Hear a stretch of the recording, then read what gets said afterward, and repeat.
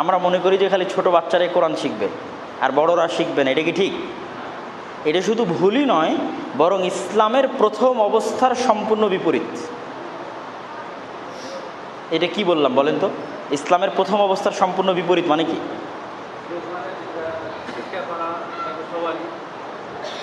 মানে আমি বললাম যে আমরা যে মনে করছি শুধু ছোট বাচ্চারা শিখবে, এটা ইসলামের প্রথম অবস্থার সম্পূর্ণ বিপরীত। এর মানে কি বলো তো যুবকেরা?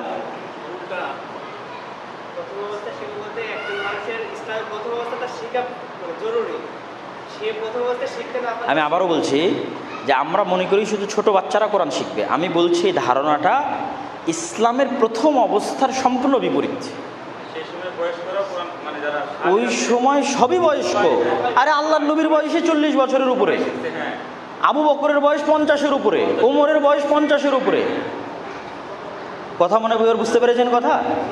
মানে আল্লাহর নবীর উপর যখন কোরআন আসা শুরু হয় তখন ওনার বয়স 40, আর ওনার যদি বন্ধু হয় আবু বকর ওমর তো ওদেরও বয়স 40-এর উপরে। তাহলে ইসলামে যারা প্রথম কোরআন শিখলো ওরা কি ছোট বাচ্চা না 50 বয়সের বুড়া? আবু বকর ওমর আল্লাহর নবী তারা বৃদ্ধ ছিল, তারা বৃদ্ধ অবস্থায় কোরআন মুখস্থ করেছে, বৃদ্ধ অবস্থায় কোরআন শিখেছে। এবারে আমি বুঝাতে পেরেছি আপনাদের। তো কোরআন শিখা মানে খালি ছোটদের না, বরং ইসলামের শুরুতে যখন কোরআন আসে তখন যারা প্রথমে কোরআন শিখেছে সব বৃদ্ধরাই শিখেছে। তাহলে আমাদের বয়স হয়ে গেছে মানে আমি কোরআন শিখবো না এই জবাব দিয়ে পার পাবেন? আপনি কি আবু বকরের চাইতে বড় আল্লাহওয়ালা?